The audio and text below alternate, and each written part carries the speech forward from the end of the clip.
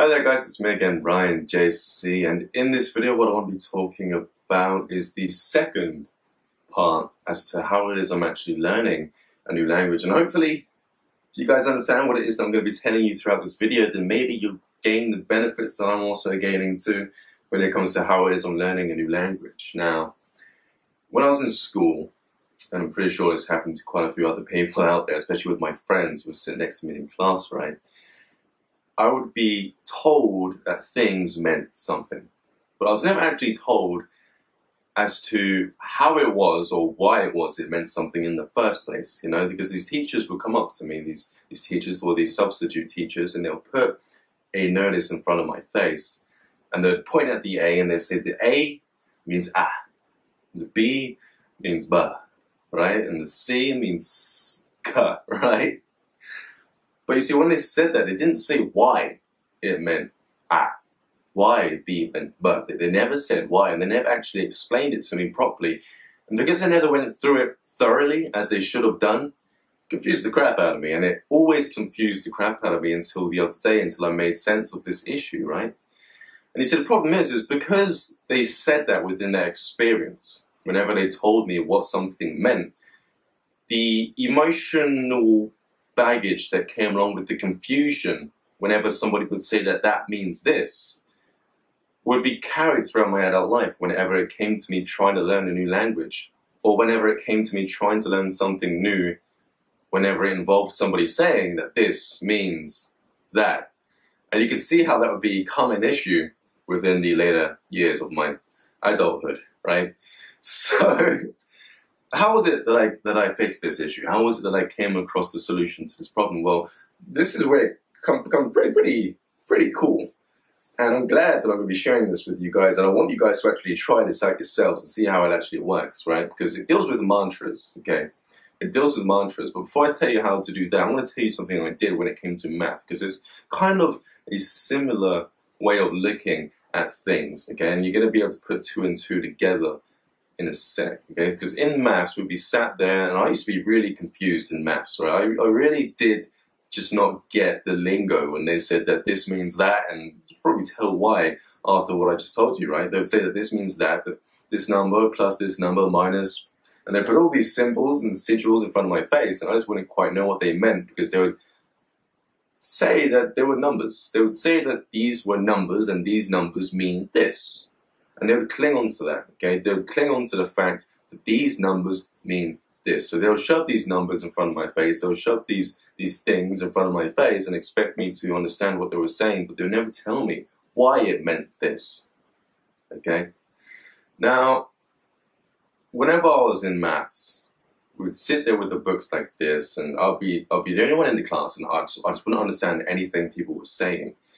So I would deliberately put my head down. I wouldn't make eye contact with the teacher. I'd never make eye contact with Mr. Mundane. Never make eye contact with the teachers, because if you make contact with the teachers, you know they're going to pick you, and you know that somehow you just know that they know that you're trying not to make eye contact, so you're going to get picked anyway. The fact of the matter is I would sit there in class. Okay, great. I'm just going to close my book. Maybe I'll doodle. Maybe I'll put my head down and sleep. This time I decided not to do that. This time I decided to open my awareness to actually how it is I can actually make this work for myself, rather than sitting there being the only one in the class who never got anything, right? So what I did was I imagined the numbers coming out of the page. This is where it gets really cool, okay? Because what happens when you mix, blue and orange together? Okay, you get brown. Hopefully, you should get brown. Those of you in our class know you should get brown, right? Well, what I'd do is, say if 4 plus 3 equals 7, right? Before, I would make blue, and the 3, I'd make orange, right? And then when it equals something, I'd make that brown. So I'd use my knowledge on vision, on seeing things as color, rather than seeing things as that means this, numbers, right? And when I did that, all of a sudden, I became very, very well adversed when it came to me being able to understand mathematics within my class. And the next thing I know is, instead of me being the quiet one with my head down, I'll be the loud one going like, know, when you shoot your hand up because you're excited because you know the answer. And whenever I just gave out these solutions, whenever I gave out the answers to these equations, all of a sudden people would look around like, as if to say, how is he coming up with these answers? This guy doesn't know anything, apparently. Well, that was back then.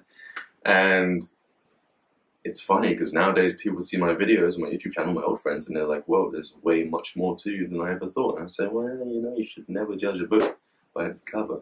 But anyway, the reason why I'm saying that is because when it comes to me learning this second part of the template, and now if you watch my last video when I talked about how it is I'm actually building a new processor when it comes to me processing information that I'm bringing in and then spitting out in order for me to understand any language. It's literally I put in words and it comes through the processor and I spit it out, or I understand it in a new type of way, and it's making me able to learn new languages incredibly fast. And I'm going to post in these on the upcoming episodes when it's related to these topics throughout the channel videos, my normal uploads on my YouTube channel.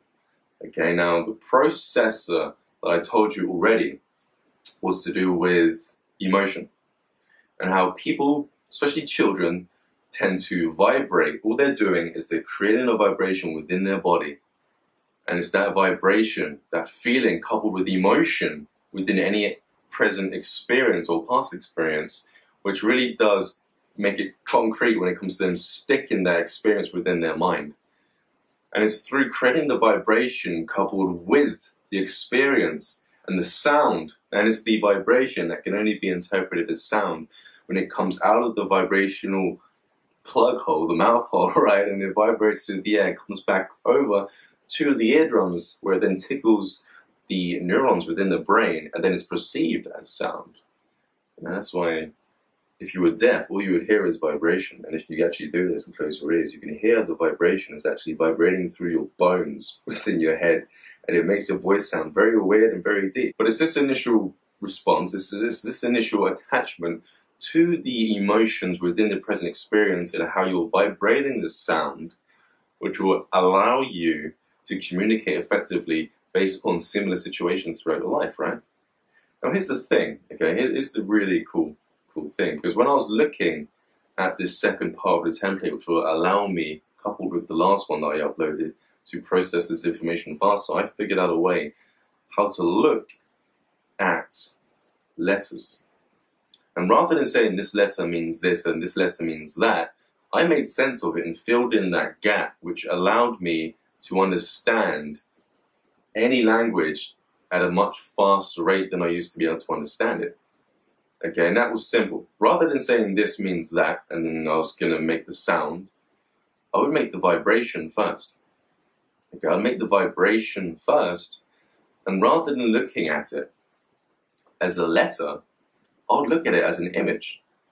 Because when I was looking at Japanese writing, right, I always noticed, and when I was younger, I always wondered how it was that other people's languages, when you look at the symbols and the sigils and the images, how it was that they were able to communicate effectively by looking at these things, right? How it was that these images were making them come up with the tones. And that's exactly how they did it.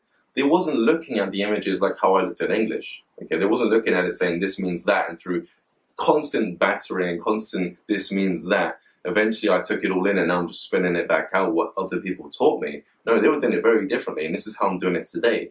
I looked at the L, okay, the L that's on my Lumix camera. Rather than looking at it as an L, I see it as an image. I see it as a symbol. And when I take in that image and that symbol, what actually happens is I create, or I feel the air within my lungs, and I feel how I'm moving the air in order to create a L sound. Okay, now that L sound is nothing more than vibration. Literally, it's nothing more than air vibrating through my esophagus and bouncing around my mouth. So when is it actually sound? Well, it's never sound until it vibrates through the air and goes back and picks up within my mind. And it's only until it's picked up within the neuroconnectors within my brain do I actually think of it as a letter. Okay, but I only thought about it then, during that slight time gap, as a letter, because as soon as that happens, at the back of my mind, I had that memory that said, this means that, but no, that's not the way it's supposed to work. That image, that L right there, it does not mean, no. The L actually means this image right here means that you, the observer looking at this image, creates the vibrational tone throughout the body which matches what it is that you experienced within the last experience that you used. You communicated that vibrational tone with another person in order to say something like "I love you," in order to express an emotion of love, right?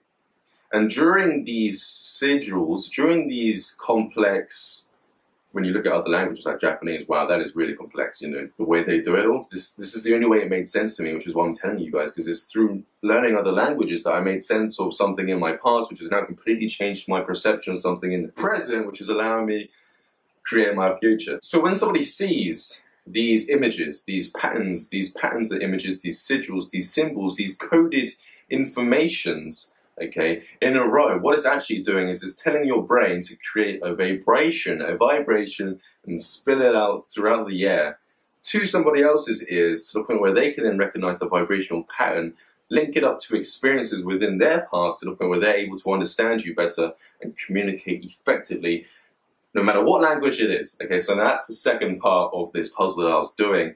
I'm glad I actually told you guys this, because I actually made this video before and it didn't turn out too well. But I'm Ryan JC, this is going to be about to do it for this video. I'm going to be making quite a few videos today because I have figured out a way to be more creative. And I may even make that video today, who knows. And I'll speak to you guys pretty soon.